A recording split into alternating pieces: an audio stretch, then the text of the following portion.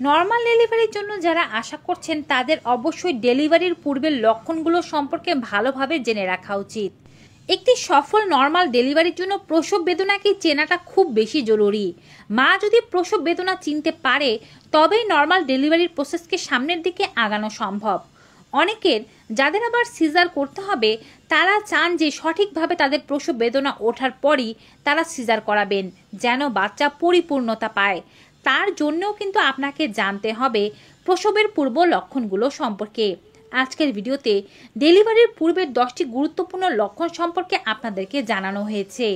এই লক্ষণগুলো ভালোভাবে চিনে নিতে পারলে নর্মাল ডেলিভারি আপনার জন্য 50 থেকে 60 ভাগ সহজ হয়ে যাবে। Hello মামিজ, daddy's and all my lovely viewers, সকলের কাছে অনুরোধ থাকবে আপনারা যারা আজকে এই চ্যানেলে নতুন তারা অবশ্যই মা ও শিশুর স্বাস্থ্য বিষয়ক এমনই উপকারী ভিডিওগুলো পেতে চ্যানেলটি সাবস্ক্রাইব করে পাশে থাকা বেল আইকনটি ক্লিক করে অল নোটিফিকেশনে ক্লিক করে দেবেন। এতে করে আমরা ভিডিও আপলোড করার সাথে নোটিফিকেশন আপনাদের কাছেই পৌঁছে যাবে। আপনারা আমাদের Facebook page health Bangla beauty follow করুন। চলুন মূল ভিডিওতে যাওয়া যাক। নর্মাল ডেলিভারি সাধারণত কততম সপ্তাহে হয়ে থাকে আগে এই বিষয়টি জানতে হবে। 37 সপ্তাহ কমপ্লিট হওয়ার পরে যে কোনো সময় আপনার নর্মাল ডেলিভারির পেন উঠতে পারে, অথবা মাসে বললে 8 মাস 24 দিন কমপ্লিট হওয়ার পরে যে কোনো সময় আপনার নর্মাল ডেলিভারি হতে পারে। আর এটি শুরু হবে আপনার লাস্ট মাসিকের প্রথম দিন থেকে হিসাব গণনা, অর্থাৎ আপনার শেষবার যেদিন মাসিক হয়েছিল সেদিন থেকে আপনার গর্ভাবস্থার প্রথম দিন গণনা করে আপনাকে হিসাব করতে হবে 37 সপ্তাহ বা 8 মাস 24 দিন। 37 সপ্তাহ থেকে 42 সপ্তাহ পর্যন্ত একটি শিশু পেটের মধ্যে থাকতে পারে। এর আগে যদি কোনো বাচ্চার ডেলিভারি হয়ে যায় তবে সেটি প্রিমেচুয়ার ডেলিভারি হবে, আর যদি এর চেয়ে পরে বাচ্চার ডেলিভারি হয় সেটা কিন্তু পোস্ট টার্ম লেবার হবে। সাধারণত আপনার একটি ইডিডি দেয়া থাকে। 4% নারীদের শুধুমাত্র ইডিডির দিন ডেলিভারি হয়। বেশিরভাগ নারীদেরই এর চেয়ে আগে ডেলিভারি হয়ে যায়, কিছু কিছু নারীদের এর চেয়ে পরে ডেলিভারি হতে পারে। আপনার ডেলিভারির ডেটের 2 সপ্তাহ পর পর্যন্ত আপনি অপেক্ষা করতে পারেন, কিন্তু অবশ্যই চিকিৎসকের নিগরানিতে, এবং দেখতে হবে আপনার বাচ্চার হার্টবিট এবং আপনার বাচ্চার নড়াচড়া ঠিক আছে কিনা। এই তো জানলাম বেসিক কিছু বিষয়। এবারে আপনাদেরকে জানাচ্ছি ডেলিভারির পূর্বের 10টি লক্ষণ সম্পর্কে। প্রথম লক্ষণ হচ্ছে বারবার পেট শক্ত হয়ে আসা। যখন ডেলিভারির সময় হয়ে আসে তখন জরায়ুর সংকোচন ও সম্প্রসারণ হতে থাকে, একটি ডেলিভারির পূর্বের প্রস্তুতি।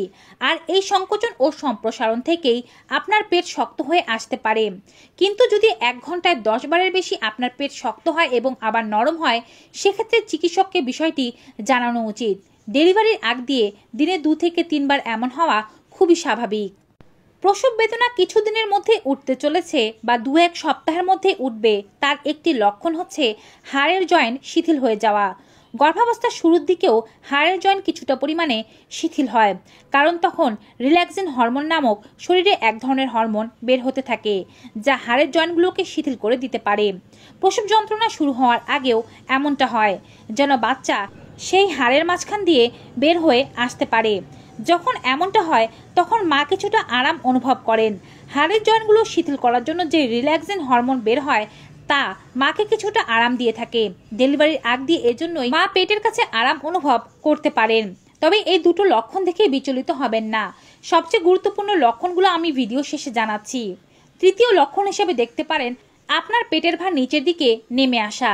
সাধারণত গর্ভাবস্থায় যখন বাচ্চা পেটের মধ্যে বড় হতে থাকে তখন সেটি তলপেট থেকে আস্তে আস্তে উপরে পেটের দিকে বড় হতে থাকে।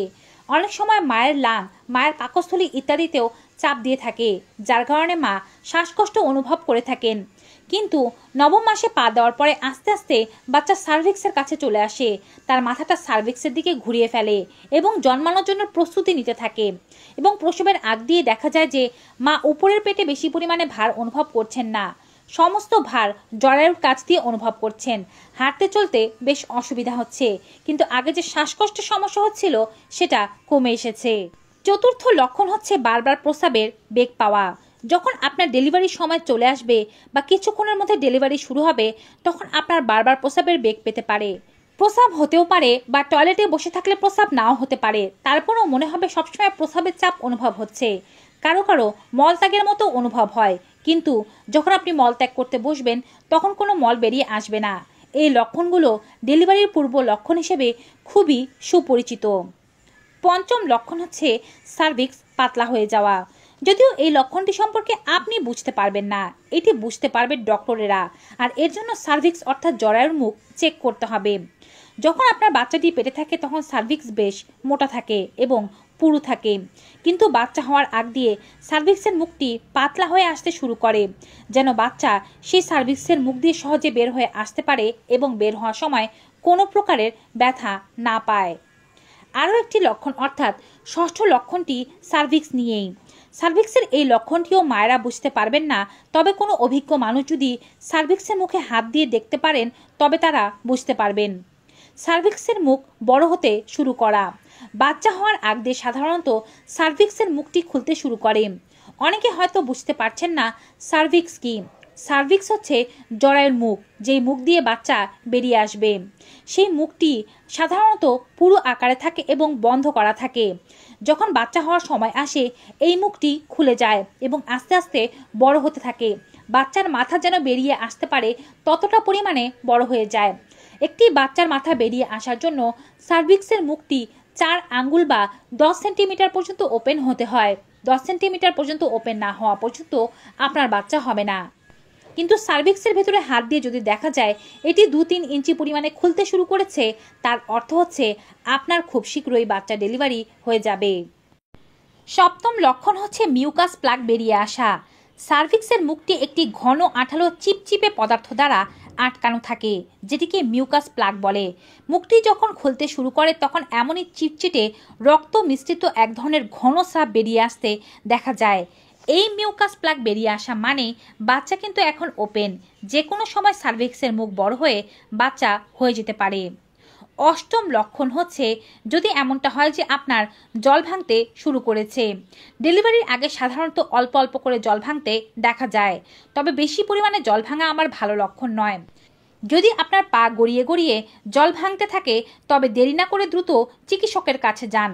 আর যদি এমনটা দেখা যায় যে জলের সাথে কোনো ময়লা মিশ্রিত হয়ে বেরিয়ে আসছে তবে বুঝতে হবে যে বাচ্চা পেটের মধ্যে মল বা মূত্র ত্যাগ করে ফেলেছে, তাই এমন ময়লা বেরিয়ে আসছে।